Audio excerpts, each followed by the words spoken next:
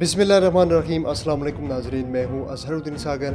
ناظرین، شام کی ایک مختصر قدیم تاریخ اور بشر الاسد حکومت کے خلاف اپوزیشن کے جنگجوؤں کی حالیہ کارروائیوں کے آغاز سے اسد حکومت کے خاتمے تک کب، کیا اور کیسے ہوا، یہ سب جانیں گے آج کی اس ویڈیو۔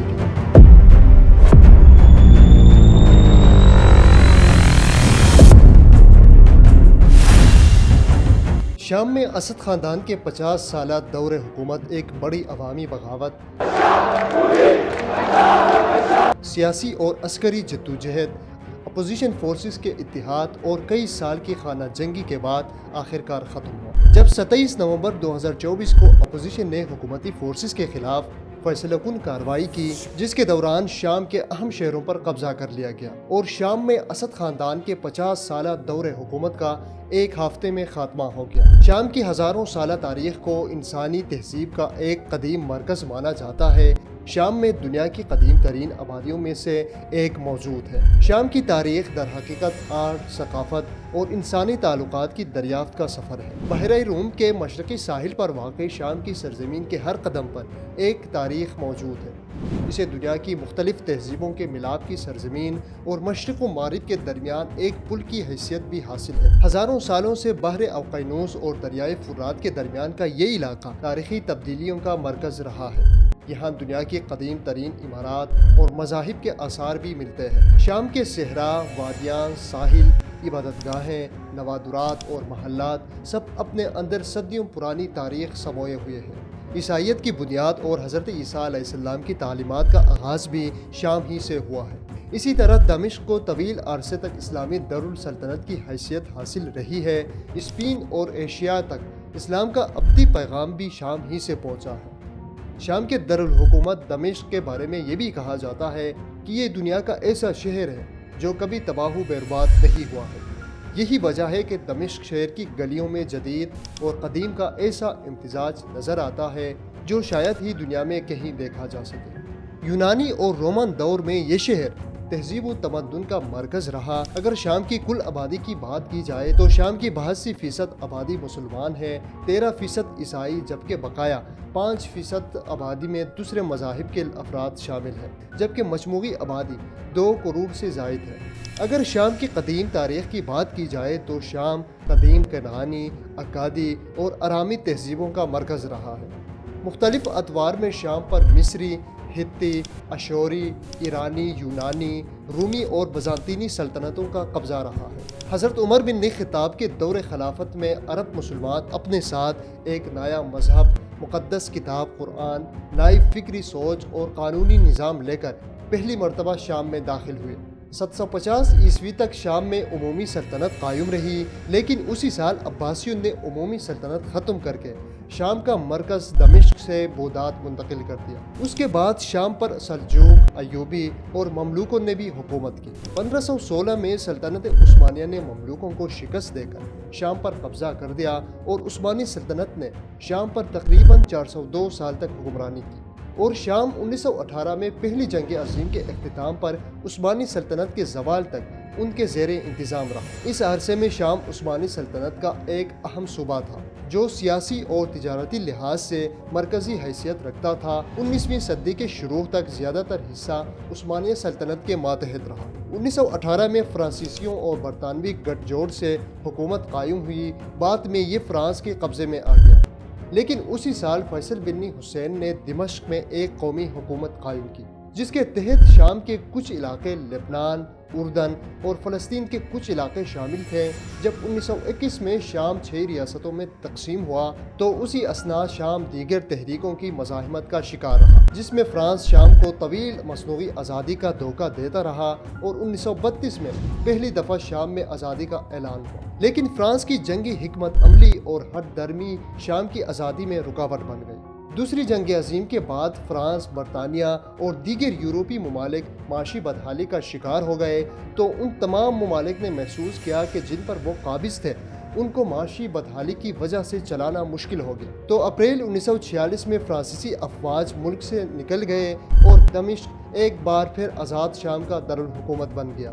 1946 میں شام آزاد ہوا، لیکن اس کے بعد سیاسی عدم استحکام، فوجی حکومتوں، عرب اسرائیل جنگیں اور اندرونی بغاوتوں کی وجہ سے کمزور ہوتا گیا، جس میں جنگوں کی ایک لمبی تاریخ رہی ہے۔ کمزور شامی جمہوریت خطے کے بڑے سیاسی ہنگاموں کو برداشت کرنے کے لیے تیار نہیں تھی، خاص طور پر 1948 میں فلسطین کی تقسیم اور عرب اسرائیل جنگ جو فوراً شروع ہو گئی تو شام کو کئی مسائل کا سامنا کرنا پڑا۔ 1958 میں مصر اور شام کے اتحاد کے نتیجے میں متحدہ عرب جمہوریہ کا قیام عمل میں آیا۔ 3 دسمبر 1961 کو شامی فوج نے بغاوت کر دی اور عرب جمہوریہ اتحاد سے قطع تعلق کر لیا، جس کے بعد 5 سال تک فوجی حکومت قائم رہی۔ 5 سال بعد 1966 کو فوجی حکومت کا تختہ الٹ گیا۔ پھر 1967 کی 6 روز عرب اسرائیل جنگ میں شام نے اسرائیل سے شکست کھائی۔ یہودیوں نے شام کے جنوب مغرب میں واقع گولان کی پہاڑیوں پر قبضہ کر لیا، جو آج تک اسرائیل کے قبضے میں ہے۔ ملک شام میں سن 1949 سے 1970 تک کئی بغاوتوں میں کئی رہنما اقتدار میں آئے۔ 1970 میں اس وقت وزیر دفاع حافظ الاسد کی قیادت میں ایک اندرونی بغاوت ہوئی، جس کے بعد وہ 30 سال تک ملک کے سربراہ رہے۔ سن 2000 میں ان کی موت کے بعد ان کے بیٹے بشار الاسد ان کے جانشین بنے۔ ان کا تختہ الٹنے کے لیے اپوزیشن نے کئی بار کوشش کی، مگر شام کی فوجی اتحاد نے تمام کوششیں ناکام بنا دی۔ بشار الاسد ایک جدید اور اصلاح پسند صدر کے طور پر ابھرے، تاہم جو امیدیں ان سے وابستہ کی گئی تھی وہ بڑی حد تک ادھوری رہ گئی۔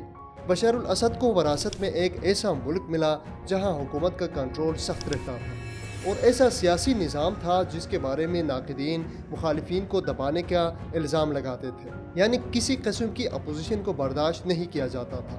پہلے یہ امید تھی کہ چیزیں مختلف ہوں گی، سب کام شفافیت سے ہوں گے اور ظلم کم ہوگا، مگر یہ توقعات دیر تک قائم نہ رہ سکی۔ پھر مارچ 2011 میں صدر بشار الاسد کی قیادت میں شامی حکومت کو ایک بے مثال چیلنج کا سامنا کرنا پڑا، جب ملک بھر میں جمہوریت کے حق میں مظاہرے پھوٹ پڑے۔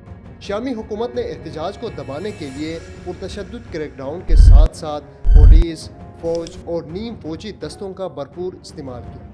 سن 2011 میں حزب اختلاف کی ملیشیا بننا شروع ہوئی اور 2012 تک یہ معاملہ خانہ جنگی کی نہج تک پہنچ گیا۔ 2011 کے موسم گرما تک شام کے ہمسایہ ممالک اور عالمی طاقتیں اسد کے حامیوں اور مخالفین میں تقسیم ہو گئے۔ امریکہ اور یورپی یونین بشار الاسد پر تنقید کرتے رہے کیونکہ وہ مظاہرین کے خلاف کریک ڈاؤن کر رہے تھے، اور اگست 2011 میں امریکی صدر باراک اوباما اور کئی یورپی سربراہان نے اسد سے اقتدار چھوڑنے کا مطالبہ کیا۔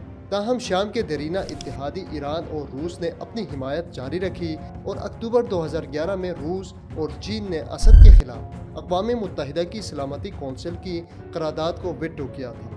اب سوال یہ اٹھتا ہے کہ بشار الاسد کی حکومت کے خلاف احتجاجات کیسے شروع ہوئے؟ تو اس کے لیے ہمیں 2011 میں شروع ہونے والے عرب بہار کے پس منظر کو سمجھنا ہوگا۔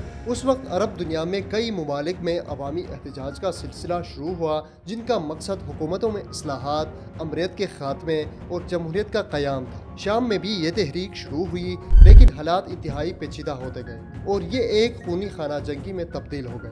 مارچ 2011 میں پرامن مظاہروں کا آغاز ہوا، جس میں شام کے شہر دارغا میں اسکول کے بچوں نے دیواروں پر حکومت مخالف نعرے لکھے، جس پر انہیں گرفتار کر لیا گیا اور مبینہ طور پر تشدد کا نشانہ بنایا گیا۔ اس واقعے کے بعد عوام نے مظاہرے شروع کیے اور حکومتی اصلاحات کا مطالبہ کیا۔ بشار الاسد کی حکومت نے ان مظاہروں کو طاقت کے ذریعے دبانے کی کوشش کی، جس کے نتیجے میں کئی لوگ مارے گئے۔ اس ظلم نے مزید مظاہروں کو جنم دیا اور یہ مظاہرے پورے ملک میں پھیل گئے، جس کی وجہ سے حکومت اور مظاہرین کے درمیان کشیدگی بڑھتی گئی اور وقت کے ساتھ ساتھ مظاہرین نے ہتھیار اٹھا لیے۔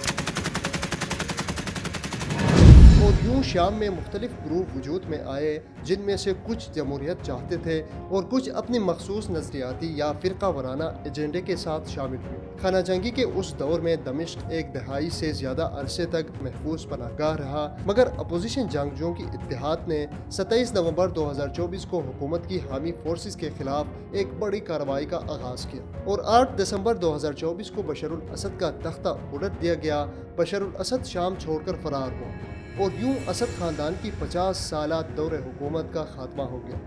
اسد کو ہمیشہ ایک ایسے آدمی کے طور پر یاد رکھا جائے گا جس نے اپنی حکومت کے خلاف 2011 میں پرامن مظاہرین پر تشدد کر کے انہیں منتشر کیا اور اس صورتحال نے خانہ جنگی کو جنم دیا جس میں 5 لاکھ لوگ ہلاک ہوئے اور 60 لاکھ بے گھر ہوئے۔ اپوزیشن جنگجوؤں کے کنٹرول سنبھالنے اور بشار الاسد کے ملک سے فرار ہونے کے بعد دمشق اور دیگر شہروں میں جشن کا سامان تھا۔ لوگوں نے انقلابی پرچم لہرائے، ٹینکوں پر چڑھ کر خوشی کا اظہار کیا اور حافظ الاسد کے مجسمے گرا دیے۔ مساجد میں دعائیں کی گئی اور عوامی مقامات پر لوگ جشن مناتے اور نعرے لگاتے رہے۔